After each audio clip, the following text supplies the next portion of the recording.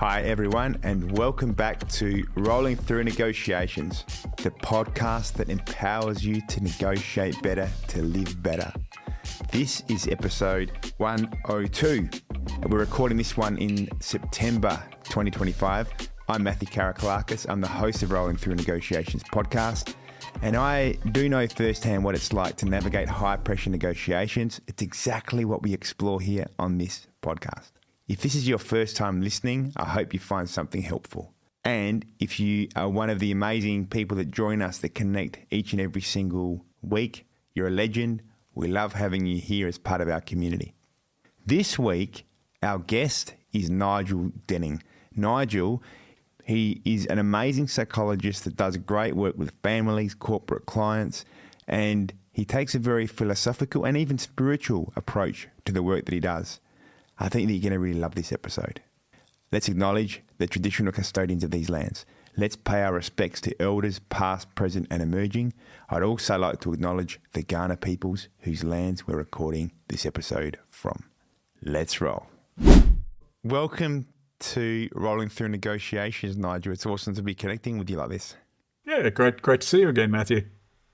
One of the reasons why I'm really looking forward to our conversation is when we speak about negotiations, there's a part of negotiations that begins within our mind, that within the way we're feeling. How do we show up for those conversations and those communications that need to be had? And a lot of this, I believe, comes down to psychology. And so to have you and your insight right now, Nigel, I think is incredibly valuable. And to be able to have this discussion with you, Nigel, with your amazing experience when it comes to psychology, I think that we're going to really benefit in that sense of inner game. As we begin with this question, if we want to have the best possible inner game, the best possible psychology, the best possible mindset when we're stepping into a negotiation, where can we begin in achieving the mindset that's going to really serve us in the negotiation process?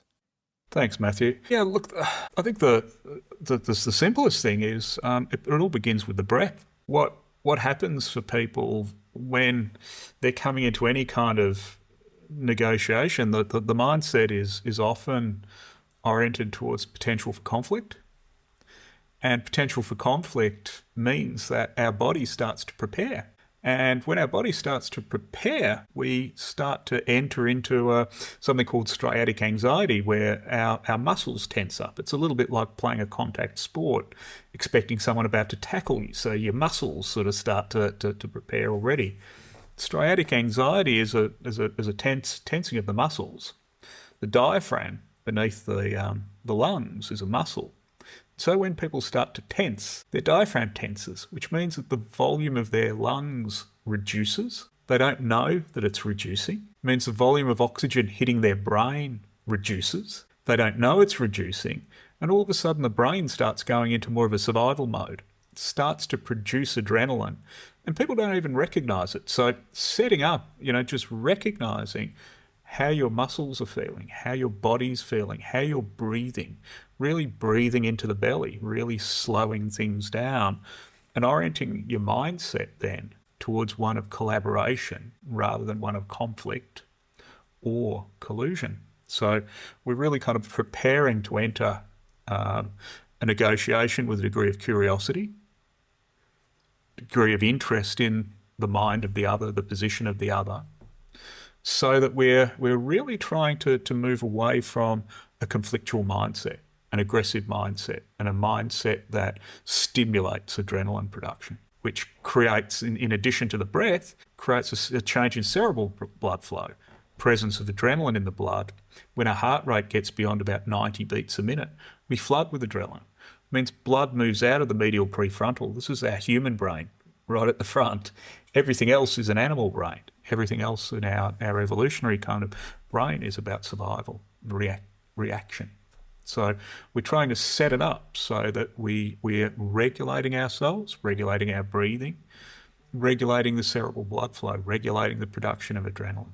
And so really coming in with a spirit of curiosity, interest, and collaboration. So it sounds like through our breath, we can stay in the place of humanity to achieve outcomes that are good for everybody. Yeah, yeah. It also keeps us in the present. So if we're really focusing our attention on breathing and being embodied, very, very hard for our mind to kind of drift into, what problems are going to be in the future if we don't get this through or this doesn't happen, or problems in the past where, this didn't work, that didn't work, you did this to me, all that kind of stuff. When you're really regulating the breath, it's more likely that you're going to stay in the present and not go down these other kind of memory or imaginal paths. And breath is an interesting one because to some degree we all know how to breathe. Breathing is very different to, say, a skill like surfing, as an example. There's many of us who have never even tried surfing, but all of us know how to breathe to stay alive. But what we're talking about here is that peak performance, that mindset of achievement through using breath in the proper ways. How is a really good way? How should we breathe when we're going into a heated negotiation? Well, it's really interesting because, I've done a lot of work in family law and, had people in very kind of distressed places around negotiation. And so it's remarkable how often people actually don't know how to breathe.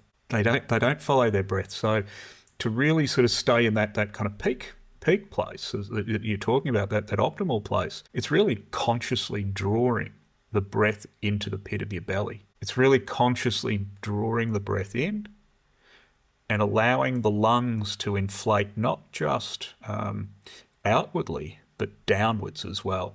There's a huge amount of volume when you draw your lungs into your belly, and that creates a sufficient oxygen saturation to stay in the present and to optimise your brain function. And it really does involve being conscious of the movement of your lungs and conscious of the role of your muscles. So really deep, regular breathing. Not to the point of hyperventilation or anything like that. It's just really deep, regular breathing. And do you think there's a difference between breathing through our mouth or through our nose? And do you think from a psychological perspective, there's a better way and a better place to be breathing from? No, nose or mouth, there's not a lot of kind of information from kind of clinical work that either is better. There's lots of kind of yoga practices that focus on using the breath in different ways. It's more just making sure that you're drawing in sufficient volume and you're doing it in a regulated and mindful way. Yeah, I'm really interested in that one too because the other day I was feeling a bit stressed, a bit anxious, and I thought I'll use this as an opportunity to actually breathe through my mouth and compare that to breathing through my nose and see the difference that it makes. And just in that ad hoc experiment, I started feeling like if I breathe in through my nose and out through my mouth, it helped feel better through that stressful moment. But that's just a first-hand experiment that I've just did for a few minutes, and I'm eager to try that some more and see if there's anything to that. Well, that's circular breathing, and it's for some people they find it easier to get into a rhythm with that kind of thing. The main thing is not to be trying to force it too much and just to get into a natural rhythm of being able to adjust your breathing, because when you're in the middle of a negotiation, it's not usually possible to kind of pause for 5 minutes while you get your breath. So you've got to really get used to being able to regulate that as a kind of a feature while you're still in that engagement with other people. And you spoke about the work you've done in the family law setting. I, early in my career, worked on a couple of family law cases, and from there chose to never do any more family law because I feel like the amount of stresses, the amount that's at stake in terms of people's families, I think that it's such an emotionally challenging area to be working in. And to top that off on my experience when I went to the family court a couple of times in Victoria and felt the dark, cold, almost prison-like setting of the breakout rooms, I thought, gee, this isn't the world that I want to be working in. But we do need people just like you, Nigel, that really do help families to either stay together if that's possible or to separate in certain ways but keep the right values and relationship through that process. Yeah. How can that be achieved? How can people facing such a difficult psychological moment of their lives keep safe? Yeah, well, I've also done a lot of family violence work, Matthew. You know, I was family violence coordinator for Relationships Australia, so saw a lot of the downside of particularly, you know, when men don't take that kind of personal responsibility, gets very ugly. And I've also, you know, been a witness in a number of family law cases, which is always tragic, really. And it really is about people really giving in to the emotion of the moment. And it's these kind of tensions in family law. People seek couples counselling sometimes. The average is about 5 years after the problem initially emerges, which means that they've had 5 years of practice at conflict. And what then happens is when they get into any kind of form of negotiation, any form of you know, counselling, they're already in a me versus you kind of mindset. They're already in a kind of competitive mindset or a defensive mindset. And so a lot of the work is helping people to really back down from the position that they're taking. This kind of the whole idea that particularly in an intimate relationship, in a family situation, that you're looking for parity, quid pro quo. It's just not it's not how relationships work, those type of relationships. They're, you know, over the course of a long-term relationship, you want to get reasonably kind of balanced in, you know, what you get given what you receive. But the idea that I do this, you do that, you know, that kind of really kind of clear, that the sort of things that you'd be more kind of focused on if you're in a business partnership. Couples don't work like that. Families don't work like that. And so it's really a matter of helping people to sort of understand what the dynamics of the family system are and what's going to work. And so the questions I ask, you know, are really about, you know, what's your approach and how have you been kind of trying to work through these issues and how's that working out for you? And so what then starts to happen is people, you know, start to fall into one of the real problems in this kind of work is the presence of shame. People don't want to feel vulnerable. As soon as they start feeling vulnerable, they start, you know, feeling ashamed, and they then become highly self-protective and often attacking of the other. And that's always a kind of something to really kind of bring sensitivity and negotiation into in this work, really understanding the role of shame in people's lives. There's also, you know, kind of intergenerational patterns that play out in relationships, you know, trying to understand how people have learned to be in a family, how people have learned to negotiate difference, you know, what they've been taught. So I don't know about you, Matthew, but I certainly didn't do too many subjects in high school or university about how to be a member of a family. You know, like we invest so much of our economy into family. It's so much of our life, yet our society does very little to educate people. And so they end up, you know, coming to see you or they come to see me, and they're already in a place of chaos, that patterns, really, really bad patterns have become established. And so it's helping people to really back down from that place and really get to a position of vulnerability where you can actually have meaningful family negotiation, where there's openness and a willingness to listen and understand. Yeah, I think that's really interesting, the point you make about how do we learn to be in a family. As a male, do we look towards our fathers? Well, so many of our fathers have fallen. Uh-huh. And so is the cause for many problems in our society. But I also think so many of our mothers have also fallen. So we come from these family situations where we don't have any really spot-on A+ grade role models. Very few of us might have that, but I think most of us don't have these amazing role models. And then so how are we going to replicate this? I think that part of it is to be able to observe and remember what you saw that you didn't like and try to do differently.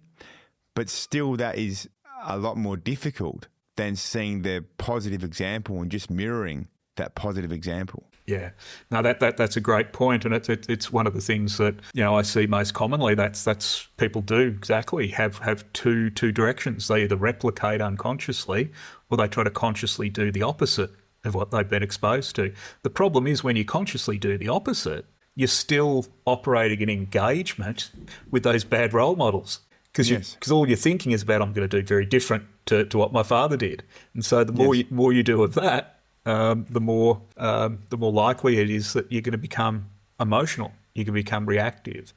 My parents, for instance, they grew up in the Second World War. And they were in a city that got bombed. No one understood what PTSD was back then. They came to Australia, migrated to Australia, and they didn't have a clue. And their whole cohort was like that. That whole generation. And the attitude then was children should be seen and not heard. So very, very little modelling went on, very little teaching went on. And then you find yourself out in the world trying to, kind of understand how to run a family. And that's a story I hear over and over and over again. Yeah, and I think that the idea of parents saying, their kids should be seen and not heard, I think that from what I see in modern day parenting, it's a very different approach. I think that. But what's also is very interesting is the amount of people that have problems, say, in the workplace and an inability to be able to speak up and be assertive. And then the emotional stress and trauma that causes people, either then they become too passive and they never really create the outcomes that are going to serve them, including in the negotiations, or they become overly aggressive as a result of not learning from the childhood home how to actually assert their position in proper places. So that saying kids should be seen and not heard definitely resonates with some of those challenges as well. There's three things that we do in any kind of interpersonal exchange. We either collude, we go to conflict, or we collaborate. And so you're dead right there. That people in the workplace don't have regulatory skills. So the only regulated place that we come from is the collaborative place. Colluding, conflict, are hyperarousal states, what we call hyperarousal. One of the things that I teach, I've got a international training company, and we do work on adult attachment disturbance repair. And what we've found over the last 40 or 50 years of attachment research is half the adult population have insecure attachment. What that means is that in the early years of their life, their parents were not sufficiently skillful to impart into the child ways to regulate their central nervous system. So then what happens as the child grows into adulthood is they find ways to manage. And so they might stay in a hyper-aroused state, which means that their nervous system is acting kind of actively, or they might go into a hypoarousal state where they dissociate and vague off and that kind of thing. And that's got nothing to do with thinking, because that's set up before that part of the brain comes online. So that example in the workforce, what happens when people come towards disagreement or they're under some kind of pressure, often it's their nervous system kicking in. So the people that go passive are the people that are going into more of a hypo-aroused state. And it's purely self-protection. It's a very, very instinctive place. The ones that become aggressive are going into hyper-arousal, or, the ones that sort of, run from the office and, quit and don't come back. They're in a flight response. And we don't get taught anywhere near enough in our culture to regulate this kind of biology. Yeah, I think it's really interesting when you're speaking of the dichotomy, the different places between, say, a shadow side and a light, positive side. As I'm feeling you speak these words, Nigel, I'm also thinking of something I heard the other day, which is about humanity. And people can be amazingly beautiful and do great things for each other and for communities and for other living creatures on earth. We can do beautiful things, but we can also be so destructive. We can do absolutely terrible things. And I was hearing somebody speak about the fact that sometimes people can position themselves by looking down on others instead of understanding that perhaps a specific problem is not an individualized problem, but it's more of a community-based problem. And so community then taking responsibility for individuals going the wrong direction to have the right support structures. Perhaps that doesn't mean outcasting, but there could be some other solutions. I'm wondering if we talk about negotiating better frameworks for communities, how you would see this dichotomy and how we could perhaps have some psychological tools and measures to be able to create better places within our communities. Yeah, I mean, there's that's been established in the law. I'm just trying to remember the specific name of it, but it was initially established in Canada when the Canadian government were negotiating treaties with the Canadian Indigenous people. And so rather than having kind of, disputative or kind of, legal resolution, they would set up talking circles. They would set up circles about, the farmers and the kind of the settlers would talk about, the Europeans would talk about their issues, their history. The Indigenous people would talk about their material. They'd come together. They would talk, and it's all about taking this orientation to collaboration.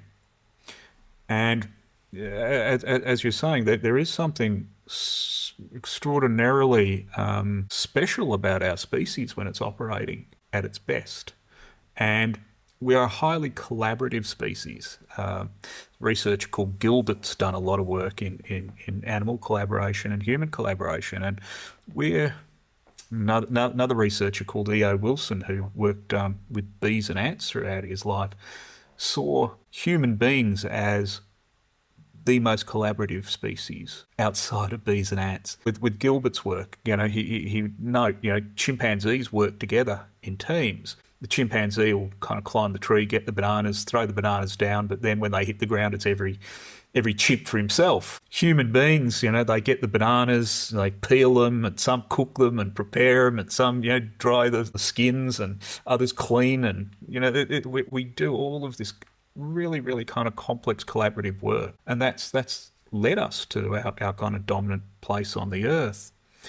But we do it mainly implicitly. We don't use this skill to raise collaboration to the level of awareness. And I think that's a really kind of profound learning for us moving forward if we want to move out of this kind of, this place we're in at the moment where, there's a lot of devolving into autocracy around the world going on.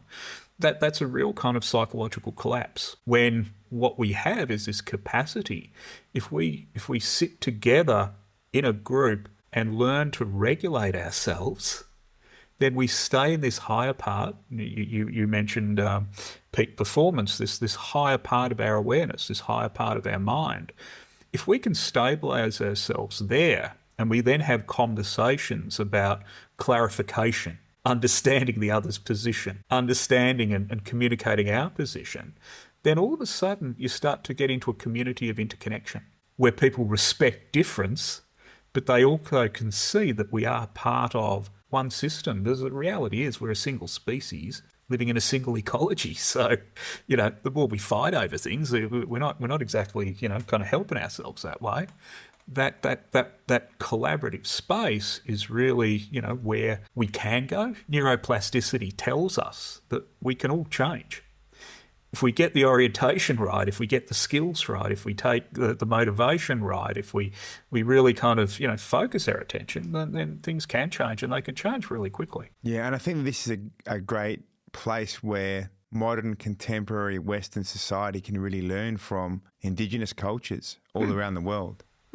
Because this collaboration place, this place of pooling resources from a level of higher consciousness, I think is something that a lot of Indigenous cultures do, and it absolutely leads to a better community where everybody is serving each other collectively, everybody's sharing, distributing, and it's a very different framework than what's in our modern day society. And I think this is an inherent structure that could then help when we speak about negotiations and some of the stuff you've spoken about, Nigel, in terms of collaboration, in terms of conflict. If we've got an attitude going into a negotiation where that's yours and this is mine, and there's a a fence separating us by boundary, well, we're inherently going to be in a place of conflict and solitude through the negotiation process. But if we're negotiating because we're part of the same community and we all want everybody to win, inherently that's going to have a very different structure to what we're wanting to achieve for our community collectively through the negotiation. Totally. Yeah.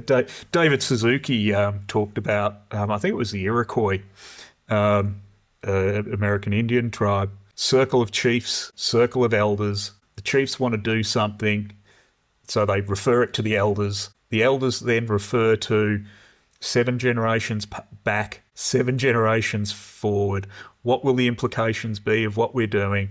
Then we feed that information back to the chiefs, and then they implement. And it's a collaborative approach to community being engaged in ecology. We're talking about, in some cases, civilizations like the Australian Aboriginals, living in a stable relationship with the land for tens of thousands of years.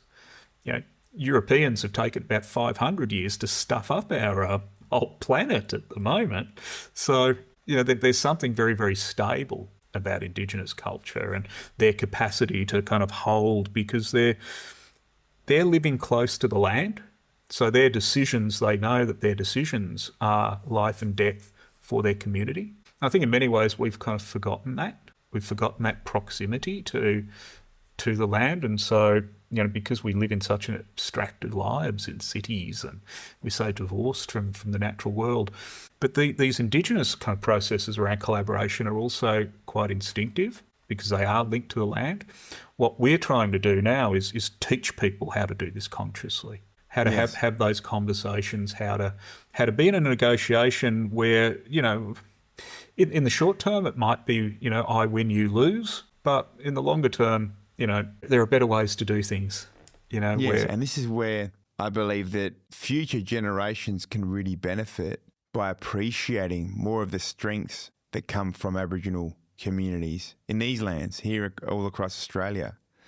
You were speaking about not learning about the family in school. Another thing that happens in school is you learn about what a great hero Captain Cook was. But instead perhaps of learning those falsehoods, if we're able to have more attention on, hey, what are some of the strengths that Aboriginal people across Australia can teach us? How can we embrace this principle of black excellence so that everybody can benefit? And coming from a place of respect in collaboration where everybody wins. And I think this is something that's really missing, because a lot of times people who aren't as aware, they can look down upon Aboriginal people rather than appreciating and receiving the wisdom that Aboriginal peoples can share. And this is just a great example of this. Yeah, totally. I mean, it takes a very different mindset. I mean, Indigenous people survive because they collaborate. They know that, they have to work together.